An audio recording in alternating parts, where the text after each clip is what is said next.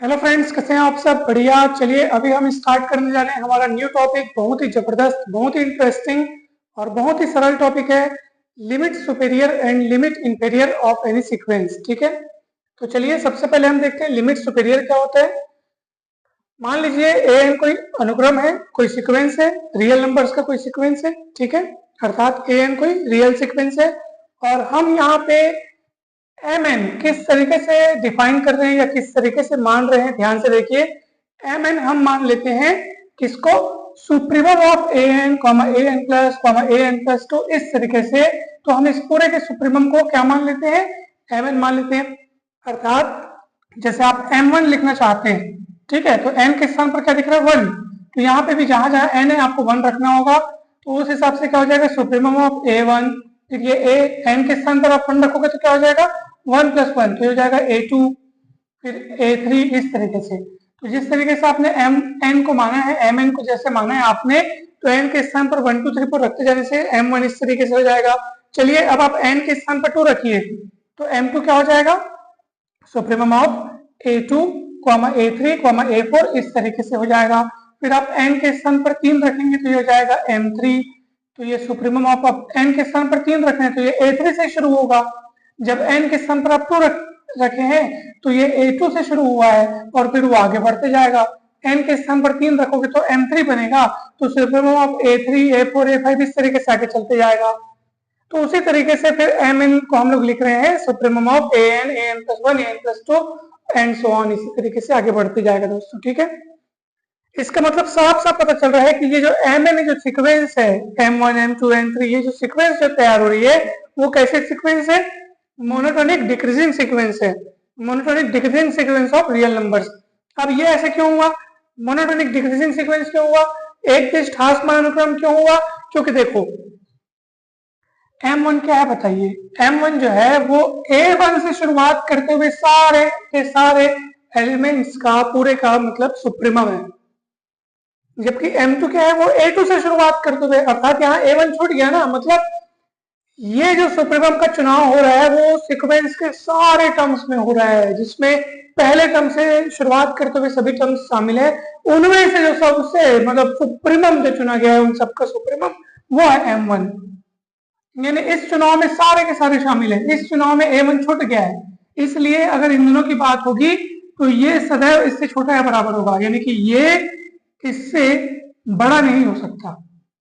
M2 M1 से बड़ा नहीं हो सकता, या तो छोटा होगा या तो बराबर होगा। ठीक है, इसीलिए क्लियर हो गया होगा आपको। ठीक है, M2 M1 से बड़ा नहीं हो सकता क्योंकि M1 जो है वो इन सबों में सुप्रीमम है। अच्छा, M3 और M2 के बारे में क्या कहेंगे? M2 जो है वो A2 से शुरुआत कर दोगे सारे एलिमेंट्स में का पूरे का सुप्रीमम है, जबकि M3 क्या है? A3 से शुरुआत करते हुए। तो इन दोनों की अगर तुलना की जाए तो M3 सदैव M2 से छोटा या बराबर होगा। M3 M2 से बड़ा नहीं हो सकता। ठीक है, तो इस तरीके से आप ध्यान रखिएगा, या यूं कहिए कि M2 M3 से छोटा नहीं हो सकता, M2 M3 से सदैव बड़ा या बराबर रहेगा। तो इस तरीके से हम देखें तो ये पूरी की पूरी इस तरीके के हमारी सीक्वेंस बन रही है। M1 is greater than equal to M2 is greater than M3, इस तरीके से सीक्वेंस बन रही है। यानी कि कैसी सीक्वेंस है? Monotonic decreasing sequence of real numbers. ठीक है, तो ये आपको बहुत अच्छे से समझ में आ गया होगा। अब देखो, limit superior of sequence a n को हम लोग इस तरीके से लिखते हैं, limit n tends to increase supremum of a n, है ना, इस तरीके से लिखते हैं, या उसको इस तरीके से व्यक्त करते हैं, limit n tends to increase a n ऊपर में इस तरीके से लिखते हैं और उसको इस तरीके से डिफाइन करते हैं, limit n tends to increase m n. यानी ये जो एम एन आपने यहाँ पे डिफाइन किया, ये जो एम एन आपने डिफाइन किया, ये वाला एम एन, उसका limit n tends to increase लगा दो तो समझ लीजिए कि आपने वो लिमिट सुपीरियर निकाल लिया। बहुत सरल काम है, बहुत इजी काम हो रहा है और बिल्कुल भी कठिनाई नहीं है। ये सब कौन है? सीक्वेंस के टर्म्स है। ठीक है, ये सब सीक्वेंस के टर्म्स है। इनका सुप्रीमम लिया हमने एम एन का, जिसे M1 इसको बोलेंगे, M2 इसको बोलेंगे, M3 इसको बोलेंगे। इस तरीके से हमने फिर limit n tends to infinity m n निकाला और वही लिमिट सुपेरियर है। ठीक है, तो आपको बहुत ही इजी तरीके से समझ में आ गया। जैसे अपन बहुत सारे एग्जांपल्स देखते हैं, बहुत इजी तरीके से समझ में आएगा। जैसे ए एन 1/n लेते हैं, चलो सबसे पहले आपको एम एन निकालना है। एम एन इस तरीके से डिफाइन किया गया है ना, supremum of a n plus one n plus two ऐसे डिफाइन किया गया। ए एन कौन है? 1/n। ए एन प्लस वन निकालना हो तो एन की जगह एन प्लस वन रखेंगे तो 1/n प्लस वन, एन की जगह एन प्लस टू रखोगे तो 1/n प्लस टू। इस तरीके से आपका ये बन गया। इसका सुप्रीमम चाहिए अब अपने को। सुप्रीमम मतलब क्या होता है? सुप्रीमम मतलब सीधी सी बात है, अगर ये स्ट्रिक्टली डिक्रीज होते जा रहा है तो सुप्रीमम कौन होगा इनमें से सबसे बड़ा, क्योंकि देखो ना ये घटते जा रहा है। 1/n उससे छोटा है 1/n प्लस वन, उससे छोटा है 1/n प्लस टू, तो ये तो घटते जा रहा है। तो इसका फिर सुप्रीमम कौन होगा? वही जो इनमें सबसे बड़ा है। तो इनमें सबसे बड़ा कौन है? ये है। तो यही इन सबका क्या है? सुप्रीमम है। तो 1/n मिल गया अपने को, mn की वैल्यू मिल गई। ठीक है, अब डेफिनेशन के अनुसार limit superior is equal to क्या होता है? Limit n tends to infinity mn, मतलब limit n tends to infinity mn लगा दीजिए तो mn की वैल्यू 1/n है, इसमें लिमिट n टेंड्स टू लगा दो 1/n 0, आंसर आ गया। कितना सरल है बताइए, बहुत इजी है दोस्तों, बहुत इजी है। चलिए, यदि सीक्वेंस आपको इस रूप में दिया है n, अर्थात अगर आप mn निकालेंगे, supremum of an plus one n plus two निकालेंगे, an मतलब n रखेंगे, an प्लस वन मतलब n के स्थान पर आप n प्लस वन रखेंगे तो n प्लस वन हो जाएगा, n के स्थान पर आप n प्लस टू रखेंगे तो n प्लस टू हो जाएगा। इस तरीके से आगे बढ़ते जाएगा। अब इसका सुप्रीमम चाहिए भाई। भाई सुप्रीमम किसको बोलते हैं भाई? कि भाई सुप्रीमम किसी भी कलेक्शन का सुप्रीमम वो होता है कि फिर उस कलेक्शन में उससे बड़ा मेंबर फिर मत मिले उस कलेक्शन में से। तो भैया ये तो बढ़ते जा रहे हैं, n से बड़ा n प्लस वन, उससे बड़ा n प्लस टू, तो ये स्ट्रिक्टली इंक्रीजिंग ये अपने को एक पैटर्न मिल रहा है, स्ट्रिक्टली इंक्रीजिंग अपने को सीक्वेंस मिल रहा है। ऐसी स्थिति में सुप्रीमम ढूंढने जाएंगे तो जो सबसे बड़ा होगा, तो सबसे बड़ा तब आप चुन पाएंगे जब वास्तव में इसका कहीं खात्मा हो, इसका कहीं समापन हो। तो ये तो कहीं समाप्त होने का नाम नहीं ले रहा है और कंटिन्यू बढ़ते जा रहा है, तो साफ साफ पता चल रहा है कि इसका कोई सुप्रीमम, या यूं कहिए कि इसका बाउंड है ही नहीं, ये तो अनबाउंडेड है। या यूं कहिए कि इसका सुप्रीमम अनंत है, बोल दो, मतलब अस्तित्व नहीं है, आप कोई निश्चित वैल्यू बता नहीं सकते, इसलिए हम लिखेंगे यहाँ पे अनंत। तो ऐसी स्थिति में जब आप लिमिट सुपीरियर निकालेंगे तो limit n tends to infinity mn लिखेंगे। अब mn खुद अनंत है तो वो मतलब उसका लिमिटिंग वैल्यू अनंत, तो इस तरीके से ये अनंत आ गया यहाँ पे। ठीक, चलिए तीसरा देख लीजिए। अगर मैं माइनस n ले लूं तो उस समय क्या होगा? तो देखो mn होगा supremum of an plus one, इस तरीके से आगे बढ़ते जाएगा। यहाँ पे लिखेंगे आप माइनस n, ये माइनस n प्लस वन। अब गौर से देखो ये क्या होते जा रहा है? कम होते जा रहा है, क्योंकि माइनस n से छोटा है माइनस n प्लस वन, उससे छोटा हो जाएगा माइनस n प्लस टू, क्योंकि आपको पता है कि माइनस में अगर संख्या बढ़ रही है लेकिन वो माइनस में है तो वास्तव में वो कम हो रही है, यानी कि सबसे बड़ा कौन होगा? सबसे बड़ा नंबर यहाँ पे इनमें से सबसे बड़ा कौन होगा? माइनस n होगा। ठीक है, तो ये माइनस सुप्रीमम चाहिए अपने को, तो माइनस n आ गया। फिर आप लिमिट सुपीरियर निकालोगे, limit n tends to infinity mn लिखोगे। यहाँ पे देखो n टेंड्स टू इन्फिनिटी, जैसे जैसे n अनंत की ओर बढ़ेगा, माइनस चिन्ह होने के नाते ये पूरा का पूरा वैल्यू जो है वो माइनस अनंत की ओर बढ़ेगा। तो कुल मिला के आप n की जगह अगर अनंत रख के रखोगे तो यहाँ पे आपको माइनस अनंत मिलेगा, तो इसका आंसर आ गया माइनस अनंत। ठीक है, माइनस इंफिनिटी। ठीक है, चलिए चौथा एग्जांपल देखिए। ये हमने लिया है माइनस वन की घात में n अपॉन n। mn की जो डेफिनेशन है, mn जिस तरीके से आपने डिफाइन किया है उसको यहाँ पे लिखेंगे an प्लस वन, ये सब लिखते चले जाएंगे। अब देखो यहाँ पे हमने क्या लिखा है, जब इसका सुप्रीमम निकालेंगे आप तो हमने लिखा है कि 1/n या फिर 1/n प्लस वन होगा। अब ये कैसे? देखो सबसे पहले बात तो यह है कि यहाँ पर आप n की वैल्यू रखते जाएंगे, है ना भाई। तो ये माइनस वन होने के नाते उसकी पावर में भी है आपके पास यहाँ पे n प्लस वन, अर्थात वो भी इवन ऑड अपने को मिलते जाएगा। जैसे n की वैल्यू 1 रखूंगा तो इधर 1 मिलेगा, इधर 2 मिल जाएगा, है ना भाई। आप एग्जाम्पल के रूप में देखो कि ये सब चीज कैसे मिल रहा है, ध्यान दीजिएगा, बहुत ईजी है। जैसे मान लीजिए मैं इतने में आपको रफ कार्य करके बताता हूँ। ठीक है, n की वैल्यू चलो 1 लेके चलते हैं, तो क्या होगा बताओ? n की वैल्यू 1 ले लो तो m1 मतलब निकाल रहे हैं हम लोग n1, तो ये हो जाएगा माइनस वन के पावर में 1 अपॉन 1, ये इस तरीके से होगा। ठीक है, और क्या होगा बताओ? और ये फिर हो जाएगा ना भाई, ये हो जाएगा माइनस वन के पावर में 1 plus one upon 1 plus one, इस तरीके से आगे बढ़ते जाएगा। तो आप देखो बाकी वैल्यूज तो फिर और छोटे होते जा रही है, छोटे जा रही है, अपने को मतलब है सुप्रीमम से। अच्छा एक और बात, ये तो माइनस वन के पावर में 1 हो गया, ये तो मतलब नेगेटिव हो गया, तो सुप्रीमम तो भैया उससे बाजू में जो बैठा है वो तो पॉजिटिव वैल्यू है, तो पॉजिटिव तो नेगेटिव से बड़ा ही होगा ना भाई। तो माइनस वन का स्क्वायर मतलब 1 हो जाएगा, तो कुल मिला के आपको इससे मिल रहा है 1/2 मिल जाएगा ऐसी स्थिति में। यानी कि ये वाला टर्म हमको क्या दे रहा है? सुप्रीमम वैल्यू दे रहा है। कब? जब हमने n की वैल्यू 1 लिया। ऐसे आप n की वैल्यू जब 3 लेंगे या 5 लेंगे या 7 लेंगे, यानी कि ऑड नंबर लेंगे, तो आपको यही जो है यहीं से आपको सुप्रीमम मिलने वाला है, क्योंकि ऑड होने के नाते एन की जगह जब आप ऑड रखोगे तो +1 होके वो इवन हो जाएगा, अर्थात ये पद धनात्मक बन जाएगा और यहीं से आपको फिर सुप्रीमम मिलेगा। इसलिए 1/n+1 सुप्रीमम कब होगा? जब एन की वैल्यू ऑड होगी और जब एन की वैल्यू इवन होगी। अब इवन सोच के देखो, चलो ठीक है, ये तो हमने 1/2 यहाँ पे रखा दोस्तों, क्योंकि आगे चल करके जो वैल्यूज है वो तो और भी कम होती जाएंगी, सीधी सी बात है ना भाई। तो इस चीज को आप लोग ध्यान रखिएगा। वो भी मैंने कब, जब ये अपने को जब n के स्थान पर 1 रख के देख रहा हूँ, यानी कि m1 जब निकाल रहा हूँ, m1 इज इक्वल टू जब इतने का सुप्रीमम निकाल रहा हूँ ना, वो मेरे को 1/2 मिल रहा है। मुझे तो सुप्रीमम निकालना पूरा मतलब limit n tends to mn निकालना होता है ना, तो इस चीज को आप लोग ध्यान रखिएगा दोस्तों, ठीक है। चलिए, तो अब देखो, जब मैं सुप्रीमम ऑफ जब अच्छा एन की वैल्यू 2 रख रहा हूँ जब, तब मुझे क्या मिलेगा? सुप्रीमम ऑफ -1 के पावर में 2/2 -1 के पावर में 2 + 1 दैट इज 3/3। अब ये निगेटिव मिल गया, यहाँ से पॉजिटिव मिलेगा 1/2। आगे की वैल्यू और छोटी होती जाएगी, है ना, छोटी होती जाएगी, मतलब कि आपको प्लस माइनस के सिस्टम में मिलेगा, क्योंकि देखो ना ये n लिखा है, ये n+1 लिखा है ना भाई।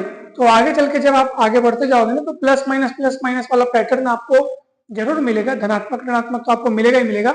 लेकिन इतना तो तय है कि वो सारे के सारे इनसे तो छोटे ही रहेंगे। तो अपने को जो सुप्रीमम मिलेगा वो अभी यहाँ से मिल रहा है, देखो 1/2, अर्थात ये वाला टर्म अपने को मिल रहा है। तो इतना तो तय है कि हमको यहाँ पे सुप्रीमम एन की इवन वैल्यूज के लिए ये मिल रहा है, ऑड वैल्यूज के लिए ये मिल रहा है। लेकिन जब आप लिमिट सुपीरियर निकालोगे, limit n tends to mn रखोगे, तो अपॉन होने के बाद आप खुद देख लो, अनंत रखोगे तो 1/अनंत 0, या अगर यहाँ भी सोचोगे तो 1/अनंत+1। तो अनंत+1 मतलब अनंत होता है और 1/अनंत मतलब 0 होता है, तो कुल मिलाकर आपको 0 मिल जाएगा यहाँ पे। तो इस तरीके से आपको ये भी क्लियर हो गया होगा दोस्तों। कहीं पर भी कोई भी डाउट होगा तो जरूर पूछिए। अब चलिए हम चलते हैं लिमिट इंफीरियर में, ठीक है। तो चलिए फ्रेंड्स, अब हम देखते हैं लिमिट इंफीरियर। मान लीजिए ए एन कोई रियल सीक्वेंस है। अब हम यहाँ पे स्मॉल एम एन किस तरीके से डिफाइन करते देखिए, इनफिनिटम ऑफ an+1 an+2 और इसी तरीके से आगे चलती जा रही है। अर्थात जैसे m1 कैसे निकालेंगे बताइए, तो n के स्थान पर हम 1 रखेंगे तो m1 मिलेगा, तो यहाँ पे भी आप n के स्थान पर 1 रखते जाइए, तो a1 a2 a3 इस तरीके से मिलता जाएगा। और इस पूरे कलेक्शन का, इस पूरे सेट का इनफिनिटम वही m1 है। अगर आप m2 निकालना चाहते हैं तो n के स्थान पर 2 रखिए, तो ये a2 से शुरुआत होते हुए a2 a3 a4 इस तरीके से बढ़ेगा। इस पूरे का इनफिनिटम को हमने n2 कहा, और ऐसे n3 रखेंगे, मतलब n के स्थान पर जब आप 3 रखेंगे तो m3 मिलेगा। और ये इनफिनिटम ऑफ a3 से शुरुआत होती है वैसे चलते जाएगा। मतलब साफ साफ पता चल रहा है कि ये इस तरीके से ये जो सीक्वेंस बनेगा m1 m2 m3 वाला जो सीक्वेंस बनेगा, ये मोनोटोनिक इंक्रीजिंग सीक्वेंस होगा, यानी इन दोनों में से ज्यादा छोटा होने के चांसेस इसके हैं, क्योंकि ये इस पूरे में इनफिनिटम है। A1 से शुरुआत करते हुए सारे एलिमेंट्स में इनफिनिटम ये है, पूरे का इनफिनिटम ये है, तो इन दोनों में से ज्यादा छोटा होने के चांसेस इसके हैं। तो ये इससे छोटा या बराबर होगा, ठीक है, लेकिन बड़ा नहीं हो सकता, ठीक है। m1 m2 से बड़ा नहीं हो सकता, क्योंकि वो इनफिनिटम इस पूरे में है, ठीक है। तो या यूं कहिए कि m2 m1 से बड़ा या बराबर होगा, m3 m2 से बड़ा या बराबर होगा। तो इस तरीके से ये एक बढ़ता हुआ सीक्वेंस हमको मिल रहा है, मोनोटोनिक इंक्रीजिंग सीक्वेंस मिल रहा है। तो अब यहाँ पे हम लिमिट इंफीरियर किस तरीके से डिफाइन करते हैं, limit n tends to infinitum of an is equals to limit n tends to an। देखो नीचे लाइन लगाए, यहाँ पे नीचे लाइन खींचे और लिमिट सुपीरियर निकालते हैं तो ऊपर लाइन खींचते हैं, ठीक है। और यहाँ पे limit n tends to mn, तो लिमिट सुपीरियर निकाल रहे हैं तो यहाँ पे कैपिटल mn था, ठीक है, वैसे यहाँ पे क्या है, स्मॉल mn है। चलिए एग्जांपल देख लीजिए, जैसे मैं 1/n ले लिया यहाँ पे, तो क्या होगा, इनफिनिटम ये जो अपन लिखते हैं mn को, उसी तरीके से हमने लिखा है mn is equal to infinitum of an+1 an+2 इस तरीके से। अब देखो an कौन है, 1/n, an+1 कौन होगा, यहीं पे n के स्थान पर n+1 रखोगे तो 1/n+1 इस तरीके से चलते जाएगा। अब गौर से देखो ये क्या होते जा रहा है, ये छोटा होते जा रहा है, क्योंकि 1/n उससे छोटा 1/n+1 उससे छोटा 1/n+2 छोटा होते जा रहा है। इनफिनिटम चाहिए, जब ये स्ट्रिक्टली इंक्रीज होते जा रहा है तो इनफिनिटम कौन होगा, जो सबसे छोटा होगा। अब सबसे छोटे की पहचान कैसे करें सर, ये तो बढ़ते जाएगा अनंत। जब आप नीचे वाले जो वैल्यू है, जब n की वैल्यू आप बढ़ाते जाओगे तो इसका जो हर है यानी डिनोमिनेटर है वो बहुत बड़ा होता जाएगा, अनंत की ओर प्रवृत्त होगा। तो एक बटे में होने के कारण वो पूरी की पूरी वैल्यू बहुत छोटी होती जाएगी, शून्य की ओर प्रवृत्त होगी। तो या यूं कहिए कि सर इसका जो इनफिनिटम होगा वो क्या होगा, 0 होगा, ठीक है। तो इसका इनफिनिटम अपने को 0 मिलेगा। तो इस तरीके से हमको ये मिला हुआ है दोस्तों। अब देखो इन्फिमम जीरो, इन्फिमम कौन होता है? Greatest lower bound. तो लोअर बाउंड जीरो इसका, और ये जीरो जो है वो अन्य लोअर बाउंड में से सबसे बड़ा है। ठीक है, तो इसका जो इन्फिमम है वो क्या होगा? जीरो होगा, अर्थात लिमिट इंफीरियर हमको क्या मिलेगा? जीरो मिल जाएगा। अगर मैं एन लेता हूँ, ठीक है, सीक्वेंस ग्रुप में ये एन का सीक्वेंस ले रहा हूँ, तो यहाँ पे देखो इन्फिमम इस तरीके से अपन लेंगे। ठीक है, n n plus one n plus two हो जाएगा। इन्फिमम कौन होगा? ये स्ट्रिक्टली बढ़ता हुआ सीक्वेंस है, तो जो इन्फिमम होगा वो इनमें से सबसे छोटा वाला वही इन्फिमम हो जाएगा। तो ऐसी स्थिति में जब आप लिमिट इंफीरियर निकालेंगे तो लिमिट एन टेस्ट एन, तो एन टेस्ट टू इन्फिनिटी जब यहाँ अप्लाई करेंगे तो ये अनंत हो जाएगा। एन के स्थान पर अनंत रखोगे तो अनंत हो जाएगा इस तरीके से। यही अगर माइनस एन है तो देखो माइनस एन प्लस वन इस तरीके। अब देखो ये क्या होते जा रहा है? ये क्या होता जा रहा है? कम होते जा रहा है। जैसे ये बढ़ते जा रहा था बढ़ते जा रहा था, तो जब ये बढ़ते जा रहा है मतलब सबसे छोटा अपने को ये पहला वाला मिलेगा। और ये कम होते जा रहा है कम होते जा रहा है, लेकिन इसका कोई अंत नहीं है, समापन नहीं है, तो ये माइनस अनंत इसका अपने को इन्फिमम मिलेगा। यानी कि आप जब लिमिट इंफीरियर निकालोगे तो वो भी माइनस अनंत आएगा। और अब देखिए माइनस वन की घात में एन अपॉन एन, तो जब इन्फिमम आप निकालेंगे A N n plus one इस पूरे को, जिसको हमने एम एन कहा है, तो इस तरीके से इसको अपन लिखेंगे दोस्तों। अब देखो इन्फिमम चाहिए अपने को, अब इसको मैं मिटाता हूँ और आपको वो थोड़ा उदाहरण लेकर के बताता हूँ। देखो जैसे अपन एन को ले रहे हैं ऑड, ठीक है, अब एन ऑड है अपने पास, यानी कि 1 3 5 7 इस रूप में है एन अगर अपने पास, तो आप देखते हैं कि अपने को क्या क्या मिलती जाएगा। ठीक है, तो ये मिलेगा चलो माइनस वन के पावर में एन बाई एन। ठीक है, तो ऊपर ऑड है तो ऊपर में तो अपने को माइनस वन मिलेगा। ठीक है, तो इस तरीके से अपने को मिलते जाएगा। अब ये माइनस वन बाई एन मिल गया। फिर अब ऑड कब आएगा? जब एक कदम छोड़ के आप आगे बढ़ोगे, तो minus one upon n plus two, minus one upon n plus four, इस तरीके से अपने को मिलते जाएगा। अब बताओ इनमें सबसे इन्फिमम कौन है? तो आप बोलोगे सर ये वैल्यू वास्तव में बढ़ती जा रही है। तो आप बोलोगे बढ़ कैसे रही है? वास्तव में देखो आप ये कम हो रहा है, वन अपॉन एन से one upon n plus two की तुलना करोगे तो कम है, उससे कम है, परंतु माइनस होने के नाते वो वास्तव में क्या हो रहा है? बढ़ रहा है। तो इन्फिमम वैल्यू आपको ये मिलेगी माइनस वन बाई एन। तो इसी को लिखे अपन माइनस वन बाई एन कब होगा? जब एन क्या होगा? ऑड होगा। ठीक, और नीचे क्या लिखा है? Minus one upon n plus one, तो ये कब होगा? जब एन क्या होगा दोस्तों? इवन होगा। तो अब ये कैसे हुआ? और जब एन इवन होगा ना दोस्तों, तो पहला टर्म ही अपने को क्या मिल जाएगा? पहला टर्म अपने को पॉजिटिव मिल जाएगा, तो वन बाई एन मिल जाएगा। फिर अपने को minus one by n plus one मिलेगा, फिर वन बाई, है ना भाई, क्योंकि एन इवन होगा, इवन होने के नाते ये प्लस में हो जाएगा और ये क्या हो जाएगा? ये ऑड हो जाएगा। तो इस तरीके से पहला इवन, फिर दूसरा क्या होने से? माइनस वन के पावर में ऑड होने से फिर वो माइनस वन हो जाएगा, फिर इस तरीके से आगे बढ़ते जाएगा, प्लस माइनस। तो इन्फिमम अब कौन होगा? अब ये होगा। तो इस तरीके से ये कब होगा? जब एन ऑड होगा, और ये कब होगा? जब एन इवन होगा। तो इस तरीके से जब आप लिमिट इन्फिमम निकालोगे तो कितना आएगा? जीरो आएगा, क्योंकि एन टेंड्स टू इन्फिनिटी पे तो आप देख सकते हो दोनों जीरो की ओर बढ़ रहे हैं। तो ये आपका यहाँ पे लिमिट इन्फिमम यानी कि इंफीरियर लिमिट जो है वो आ गया दोस्तों। तो इस तरह से ये कंप्लीट होता है दोस्तों। वीडियो अच्छा लगा तो लाइक करके चैनल को सब्सक्राइब जरूर करें, वीडियो को शेयर जरूर करें। आप सभी का बहुत बहुत धन्यवाद। Thank you so much.